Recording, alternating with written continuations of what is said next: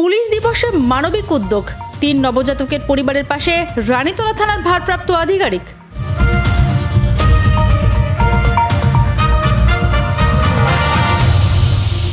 ২রা September police দিবস।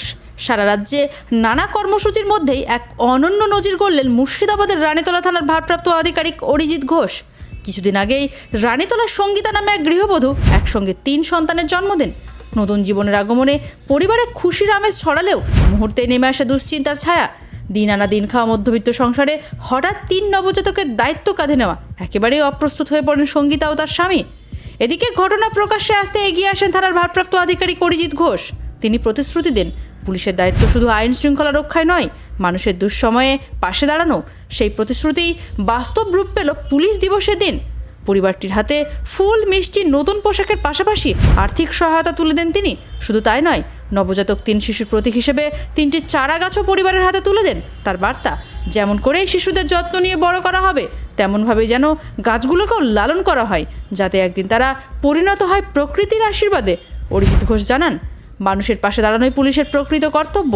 তার এই মানবিক পদক্ষেপে খুশি স্থানীয় বাসিন্দারা। সর্বত্র ছড়িয়ে পড়েছে পুলিশের প্রতি নতুন আস্থার বার্তা। এদিকে সরলপুর বিএড কলেজের মালিক সনাতন মণ্ডল এগিয়ে আসেন।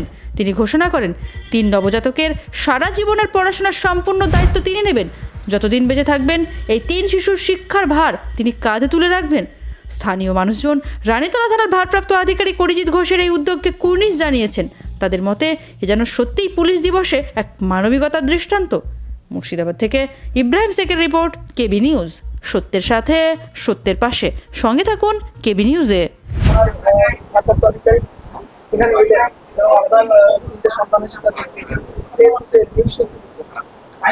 এখানে এলো আমার খুব ভালো লাগছে যে স্যার আসলো, এখানে এসে ছেলে দেখলো, ভালো লাগছে।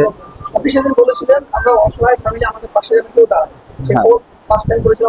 হ্যাঁ, সেই জায়গা থেকে কিন্তু এই খবরের দেখার পরে কিন্তু স্যার এসেছে। হ্যাঁ, ওই দেখার পরে স্যার এসছে, দেখলো, দেখুক স্যার, দেখে গেল কোন কি করবে না করবে সেটা। আর্থিক সহযোগিতা করেছে।